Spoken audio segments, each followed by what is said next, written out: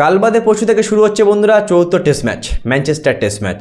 আর এই টেস্ট ম্যাচের আগেই আমাদের ভারতীয় দল মহাবিপদে। আকাশদীপ সিং, নীতিশ কুমার রেড্ডি চোট পেয়ে বাদ পড়ে গেছে। এমন তো শুনতে পাচ্ছি বন্ধুরা, নীতিশ কুমার রেড্ডি চোট পেয়ে বাদ বাকি দুটো টেস্ট ম্যাচ বাকি আছে, এই দুটো টেস্ট ম্যাচ থেকেই বাদ পড়ে গেছে। ওদিকে যে হর্ষদীপ সিংকে আমরা আশা করেছিলাম যে শেষ দুটো টেস্ট ম্যাচ হয়তো তাকে সুযোগ দেবে, কিন্তু চৌথ টেস্ট ম্যাচে নেট বোলিংয়ের সময় সেও চোট পেয়ে গেছে।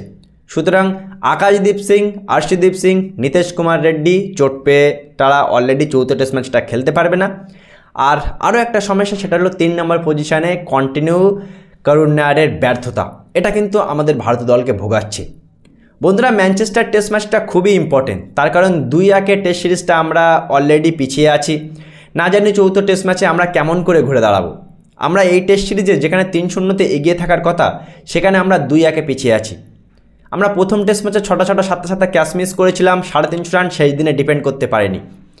আমরা দ্বিতীয় টেস্ট ম্যাচ একতরফা জেতার পরেও তৃতীয় টেস্ট ম্যাচে এসে 21-22 রানে লর্ডস টেস্ট ম্যাচে আমরা শেষ দিনে 135 রান করতে পারিনি।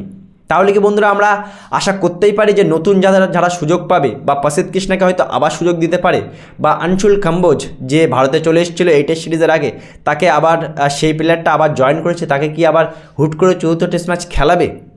ভারত কি ঘুরে দাঁড়াতে পারবে? সংখ্যা কি আছে বন্ধুরা? কোনো কি সুযোগ আছে? দেখো, যাই হোক বন্ধুরা, প্লেইং 11 ভারতীয় দল যেটাই খেলাক না কেন, এই টেস্ট ম্যাচটা না জিতলে কিন্তু আমরা এক ম্যাচ আগেই টেস্ট সিরিজটা হাতছাড়া করে ফেলবো। এই টেস্ট ম্যাচটা আমাদের জন্য do or die test match. এই টেস্ট ম্যাচটার প্রত্যেকটা প্লেয়ারকে ভালো খেলতে হবে। আকাশদীপ সিং যে ভালো খেলেছিল দ্বিতীয় টেস্ট ম্যাচে, সেই প্লেয়ারটা বাদ পড়ে গেছে। নীতিশ কুমার রেড্ডি ব্যাটিংয়ে ততটা ভালো না করলেও উইকেট নিচ্ছিল, বলিং ভালো করছিল, সেও চোট পেয়ে শুনছিলাম সে টেস্ট সিরিজ থেকেই বাদ পড়ে গেছে। আনশুল কাম্বোজ যে নতুন জয়েন করেছে টিমে, সে সুযোগ পাবে কিনা সন্দেহ। 3 নম্বর পজিশনে করুণ নায়ারের কোনো ঠিক ঠিকানা নেই, কখন ভালো খেলবে, কখন মানে পারফর্মই তো করতে পারেনি বন্ধুরা। প্রথম 3 ম্যাচে তো পারফর্মই করতে পারেনি। কী মনে হচ্ছে বন্ধুরা, ম্যানচেস্টার টেস্ট ম্যাচ যেটা do or die test match Indian টিমের জন্য, এই টেস্ট ম্যাচে এই যে 3-4টে প্লেয়ার চোট পেয়ে গেল, নতুন কাকে সুযোগ দেবে আমরা জানি না। ভারতীয় দল পুরো প্রেশার আছে, তার কারণ 2-1 ভারতীয় দল পিছিয়ে আছে এই টেস্ট সিরিজে। তোমাদের কী মনে হয় বন্ধুরা, ম্যানচেস্টারে কাল বাদে পরশু থেকে যে চৌথ টেস্ট ম্যাচটা শুরু হচ্ছে, এই টেস্ট ম্যাচে কি ভারতীয় দল কামব্যাক করতে পারবে কিনা?